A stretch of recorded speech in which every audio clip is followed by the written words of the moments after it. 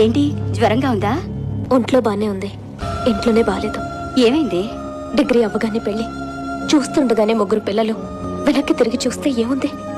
మనకంటే పని మనిషి అనేయం. 4 గంటలు పనిచేసి నెలకింత జీతం తీసుకుంటుంది.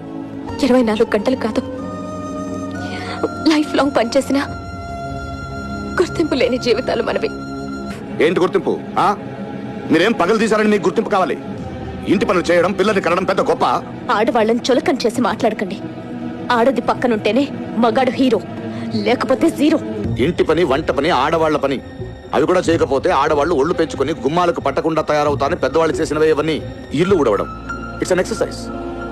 ముగ్గులు పెట్టడం, అంట్లు కడగడం, పప్పు రుబ్బడం, పచ్చళ్ళు దంచడం, ఇవన్నీ మీ బాడీకి యోగా లాంటివి. కానీ ఇప్పుడు ఒళ్ళు వంచి పని చేయక్కర్లా, వచ్చేసేగా. మిక్సీలు, గ్రైండర్లు, గ్యాస్ స్టవ్లు, వాషింగ్ మెషిన్లు, వాక్యూమ్ క్లీనర్స్. ఒళ్ళు కదలకుండా చకచకమని 2 నిమిషాలు పంట పని చేసి పడేయటం. ఇంకేముంది? ఇందాకేమన్నారు? ఒళ్ళు కదలకుండా చకచకమని 2 నిమిషాల్లో వంట చేయొచ్చా? చేయండి చూద్దాం. మీ వల్ల పిల్లలు ఎంత సఫర్ అవుతున్నారో మీరేమైనా ఆలోచించారా? నేను సఫర్ అవ్వడం కనిపించట్లేదా మీకే? మీ కొడుకు సుఖపడాలని నన్నిచ్చి పెళ్లి చేసి వెళ్ళిపోయారు. పెళ్ళయ్యాక నేనెంత బాధపడ్డానో మీకు తెలుసా? నా జీవితాన్ని నాశనం చేసింది మీరు. మా నాన్న మీకు మాట ఇచ్చేశారు, నన్నొక్క మాట కూడా అడగకుండా పెళ్లి చేసేశారు. పెళ్ళయి మీ ఇంటికొచ్చి అందరికీ కాఫీలు టిఫిన్లు చేసి పెట్టే సర్వెంట్ అయ్యాను. పిల్లల్ని కనిపెట్టే మెషిన్ అయ్యాను.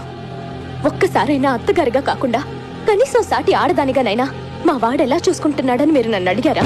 ఎప్పుడైనా నా లైఫ్ గురించి ఆలోచించారా?